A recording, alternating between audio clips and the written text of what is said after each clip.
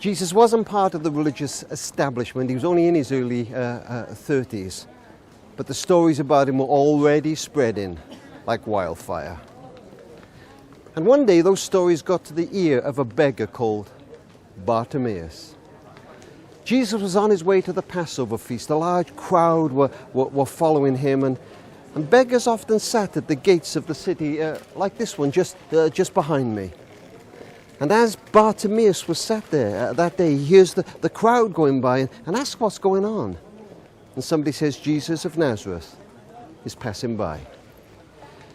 He'd heard the stories of the young man from Galilee. He'd heard the healings and even the blind.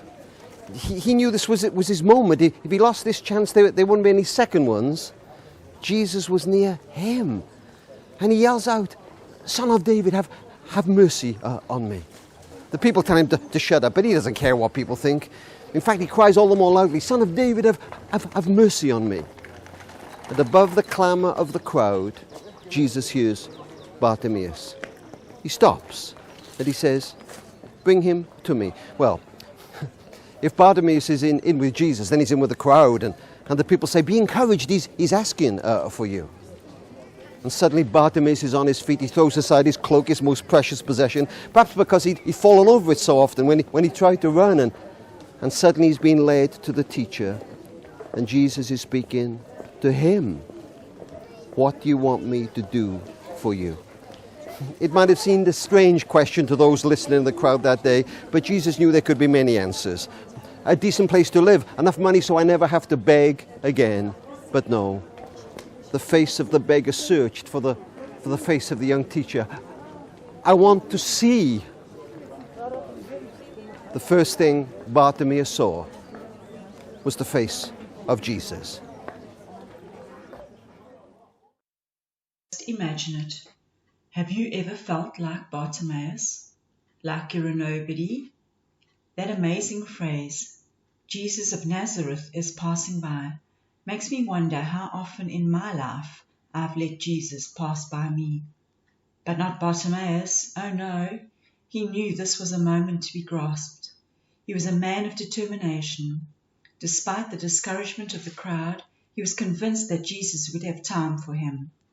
I love the fact that Jesus heard Bartimaeus above the noise of the crowd and told the crowd to call Bartimaeus to come to him. Suddenly he's in the presence of Jesus. We too can know that presence and perhaps even hear Jesus' amazing question, What do you want me to do for you? I feel like I understand Bartimaeus. I'm not blind, but I do go through times of darkness, and just like him, I have the chance to grasp the moment and call out to Jesus. Jesus was passing through the town of Jericho, on his way to Jerusalem, where he would suffer and die on the cross for our salvation. And so this was the last time he would pass through Jericho. It was the last opportunity Bartimaeus would have to cry out to Jesus for healing. Last opportunities. With Anne's permission, I'd like to share a story that she shared with us at the recent meeting of the exec. Her late husband, Tony, did not want to celebrate his birthday, but at the family's insistence, he celebrated his birthday as planned. About 3 months later, sadly, Tony passed away. No one could have known that this was the last birthday they would get to share with Tony. And since then, as a family, they've decided that whenever the occasion arises, they need to celebrate it, no matter what. For Bartimaeus, without him knowing it, this too was his last opportunity to cry out to Jesus, which he did with great gusto, much to the annoyance of the crowd. But that didn't stop him. He just shouted louder. Let us not miss our opportunities to cry out to Jesus, as loud and as long as what we have to. Jesus wasn't annoyed with Bartimaeus for crying out to him, and he won't be annoyed with us too. Let's not wait until it's too late to reach out to Jesus. Matthew 7 verse 7 in the Passion Translation tells us, Ask, and the gift is yours. Seek, and you'll discover. Knock, and the door will be opened for you. Okay, so stating the obvious, Bartimaeus was blind. He was a beggar. He was in desperate need of healing. And what I really like about him, he was determined to get to Jesus.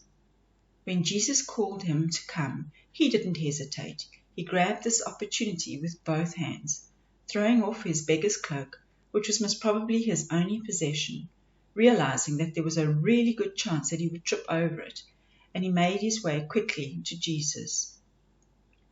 After telling Jesus that he wanted to see again, Jesus responded with, "Your faith heals you. Go in peace with your sight restored." All at once his eyes opened and he could see again. And, as Rob Parsons put it, the first sight he saw was the face of Jesus. Oh, how amazing that must have been. What are we holding on to that may be stopping us from coming to Jesus? Is it possibly our unforgiveness, our pride, our self-reliance? Or maybe Satan has convinced us with a lie that we're just not good enough to come to Jesus. Maybe we're disillusioned or disappointed. Whatever it may be, let's determine today to throw those hindrances off right now and run to Jesus. Because the truth of the matter is that Jesus is waiting for us to reach out to him. So let's not allow this opportunity to pass us by.